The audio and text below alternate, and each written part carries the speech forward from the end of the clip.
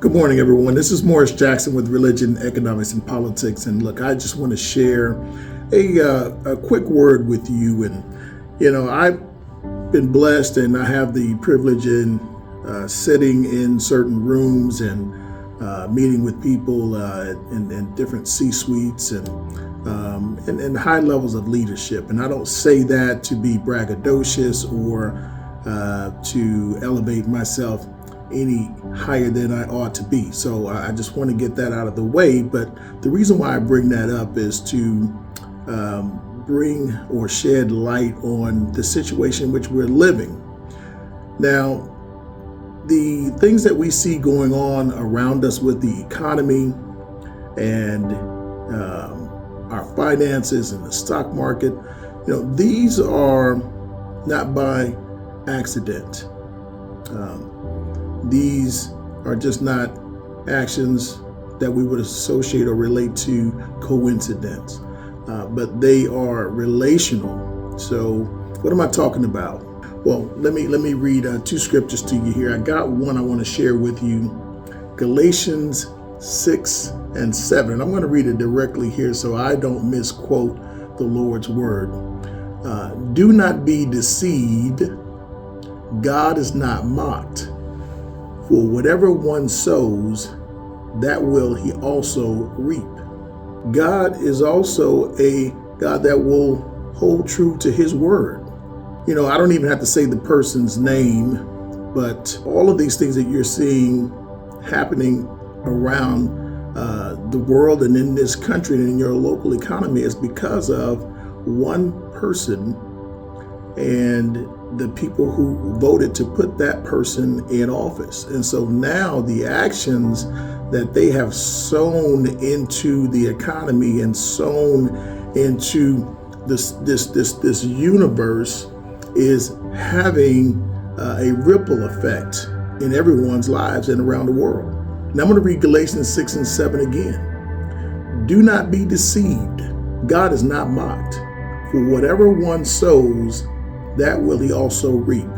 Let's jump over now to Proverbs 22 and 8. Whoever sows injustice will reap calamity, and the rod of his fury will fail.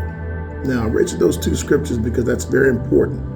Now, Galatians 6 and 7, I want to read that to you because I wanted you to understand that the reason why all of these things are happening is happening in your lives right now, for even those who did not vote for the current person in office, is a result of his actions. I just had a meeting coming back to that C-suite comment that I made earlier. I had a meeting a little earlier today, and it was a pretty urgent one, a message that went out to the entire executive team that, hey, we're going to have to tighten up the belt. There are certain things that we're going to have to do in order to control our fixed costs. And reason being is tariffs that have gone in place. There's uncertainty in the market. Now, our particular business supplies other businesses. They make products that you touch and interact with every day. As a matter of fact, I would even venture to say that you can't start your day without some of the products that we actually have a hand in producing. So with that being said, when there's uncertainty in the market, companies do a couple of things. They cut back on inventory. They reduce their overhead, i.e. Employees, is what we call implementing a program. So they will do things of that nature. And when the demand slows, then that means that funds start to dry up. When there's uncertainty in the market, I'll say it again, companies make adjustments. And most of the time, they're going to make those adjustments with their fixed costs and their overhead, i.e. employees. Folks, this crisis that we're seeing right now was totally unnecessary. Did not have to happen. This man has actually caused a crisis. It's all fake, to use his words. The whole thing was fake.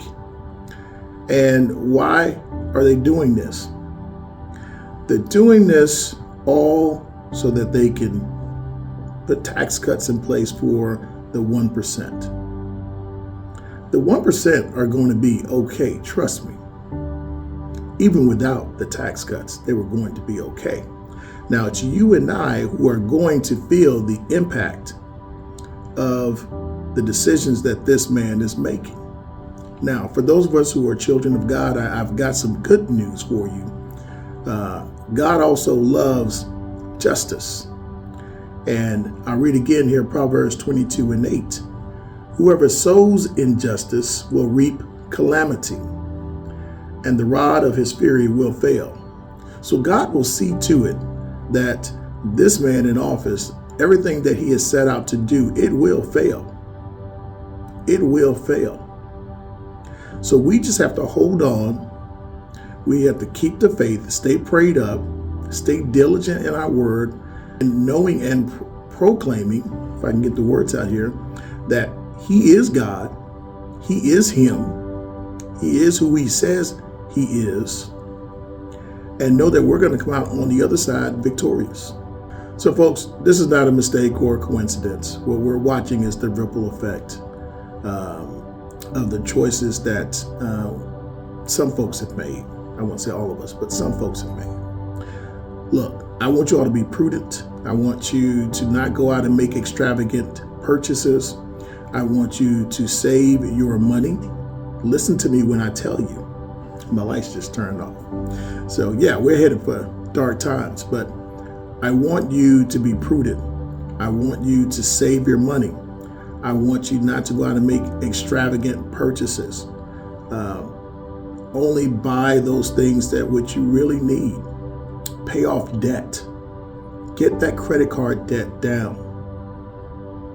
Keep some cash on hand. I would also advise you to, if you can, purchase some things in bulk. Don't go crazy, but purchase some things in bulk and keep them handy in your homes. Toiletries, meals ready to eat, those type of things.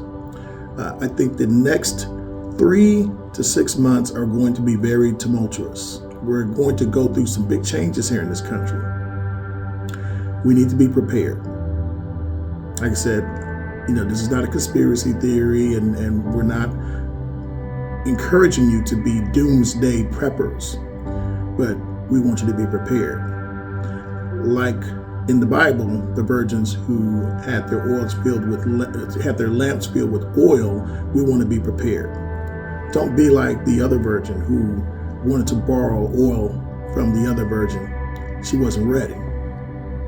As my mom used to say, if you got to get ready, you're not ready. I want you all to be prepared for some tough times ahead, but we will be okay because God is God and he always keeps his word.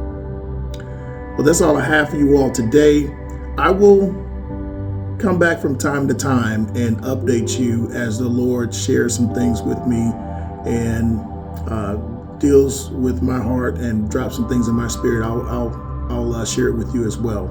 I have intentionally have not recorded anything. I just wanted to hear from the Lord for a while before I made another recording. But again, be encouraged, be vigilant, and stay prayerful. This is Morris Jackson with Religion, Economics, and Politics. You all have a blessed day.